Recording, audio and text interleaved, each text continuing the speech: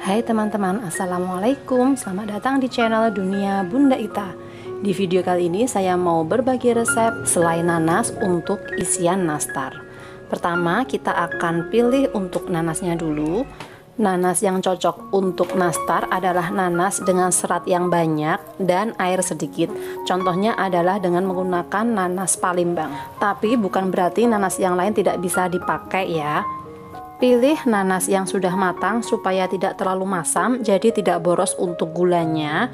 Kemudian pilih juga yang tidak terlalu matang supaya tidak banyak kandungan air, karena jika terlalu banyak kandungan air akan membuat proses memasaknya lebih lama. Jadi pilih yang sudah kuning tapi masih ada warna hijaunya seperti ini. Nanas ini kita kupas dan kita cuci bersih ya. Mata dan bonggol nanasnya sengaja tidak saya buang ya, karena mata dan bonggol nanas ini akan membuat selai nanas menjadi lebih awet. Kemudian kita haluskan nanas ini, saya menggunakan chopper ya. Sebenarnya untuk menghasilkan selai dengan tekstur yang bagus, sebaiknya dihaluskan dengan cara diparut, tapi karena saya mau praktis, jadi ini saya haluskan dengan chopper saja. Nanasnya kita iris-iris seperti ini dahulu supaya lebih mudah untuk halus.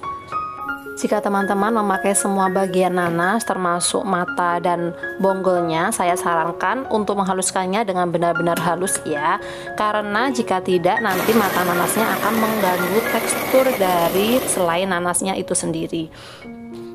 Setelah semua nanas kita haluskan, kita akan timbang berapa berat dari seluruh nanasnya. Ini setelah saya timbang dari 3 nanas menghasilkan 1,5 kg pure nanas. Ini gunanya ditimbang dulu adalah untuk menentukan berapa jumlah gula yang bisa kita masukkan ke dalam selai ini. Pure nanas ini kita masukkan ke dalam panci, kemudian kita tambahkan 5 buah cengkeh, 3 lembar daun pandan yang sudah disimpulkan, 1 batang kayu manis, dan juga 1 sendok teh garam. Semua bahan ini kita masak hingga airnya menyusut.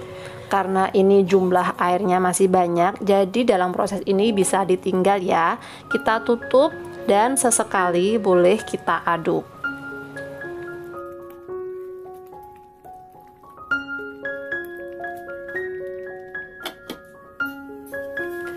Setelah airnya menyusut seperti ini, gulanya boleh kita masukkan. Untuk jumlah gulanya, setiap 500 gram pure nanas kita bisa masukkan 100 gram gula. Jadi ini totalnya saya memakai 300 gram gula pasir. Kita aduk rata. Dalam proses ini selai nanas akan kembali berair. Ini sesekali bisa kita aduk, tapi harus lebih sering diaduk daripada proses yang sebelumnya ya, karena akan menjadi rawan gosong, terutama jika teman-teman menggunakan wajan biasa, bukan wajan anti lengket. Untuk membuat selai nanas memang membutuhkan waktu yang lama. Jika dalam proses ini teman-teman ingin mematikan kompor dulu, itu tidak masalah ya, kita bisa istirahat dulu dan dilanjutkan lagi nanti.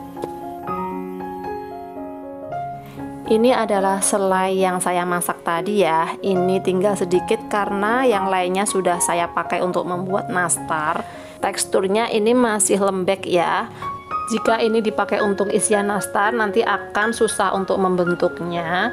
Jadi ini kita masak lagi hingga selainya benar-benar kental. Pada tahap ini harus lebih sering diaduk ya. Semakin lama selai ini akan menjadi terasa lebih berat. Jika selai nanasnya menjadi liat seperti ini dan saling menempel, ini tandanya selainya sudah jadi. Bisa kita angkat dan kita dinginkan. Ini selai yang tadi kita buat ya. Supaya lebih mudah untuk mengisikannya ke dalam nastar, kita bisa membentuknya menjadi bulat-bulat. Untuk takarannya, supaya nanti bisa seragam, saya menggunakan takaran setengah sendok teh.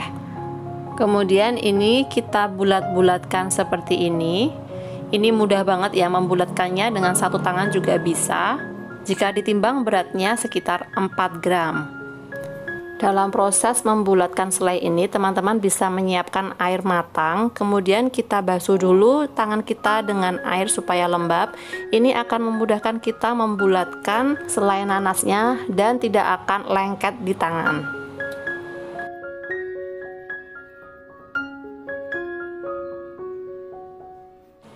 Ini dia, semua selai nanas sudah selesai saya bulatkan. Untuk mengambil selai nanasnya, kita bisa menggunakan tusuk gigi seperti ini. Jadi tangan kita tidak akan lengket dan tidak terlalu kotor ya. Selai ini sangat mudah diaplikasikan dalam nastar. Tidak banyak mengandung air dan juga tidak lengket. Jadi sangat mudah untuk membentuk nastarnya. Terima kasih sudah menyaksikan video ini hingga selesai. Silahkan like, komen, dan share. Dan yang belum subscribe, jangan lupa subscribe. Sampai jumpa di video saya selanjutnya.